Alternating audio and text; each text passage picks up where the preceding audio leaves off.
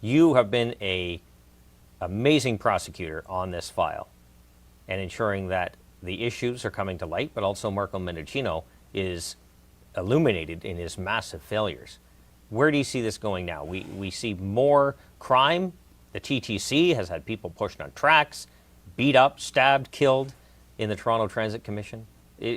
Where do you see this going? What's next? I don't see the government doing anything to address the pressing need for stability and safety in our larger cities. And it's not necessarily just the larger cities, it's rural crime, it's small town crime. None of their policies in the last 8 years have contributed at all to increasing confidence in the institution of policing, in the institution of law and order. They've done the complete opposite. They have made things easier for criminals to ply their trade. And not necessarily just on a one-time basis, but on a repeat basis.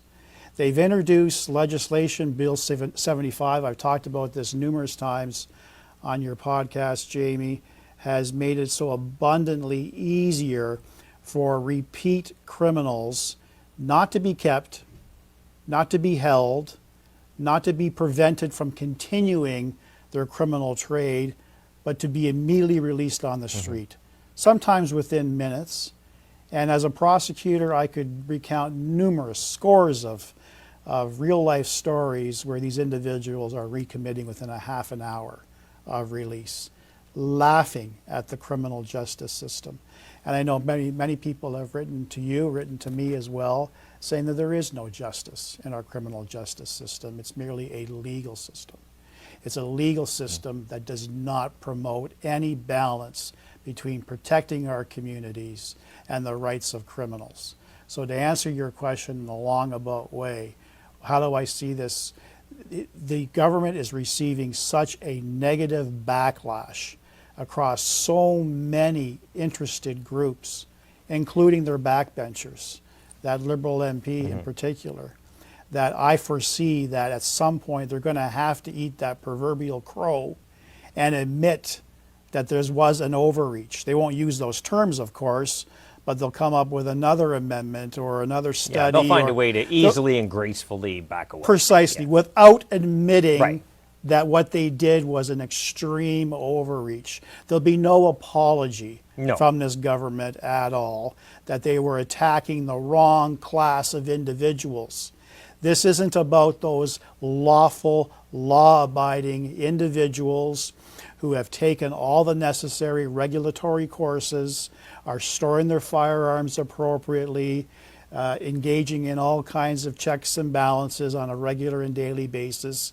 It's easy for the government to attack them. That's that low-lying fruit that we often talk about. Instead of completely ignoring the big issue. The big elephant in the room is this influx of these illegal guns being smuggled across our porous borders, allowing the millions and pounds of opiates that are crossing into our border, causing people to react so particularly this is the Toronto situation on the subway system. These random attacks, not necessarily from career criminals, but individuals who are so higher than a kite on these extremely strong opiates, they have no control over their activities and are creating a menace on the streets. We have mayors, John Tory in Toronto, crying out for change.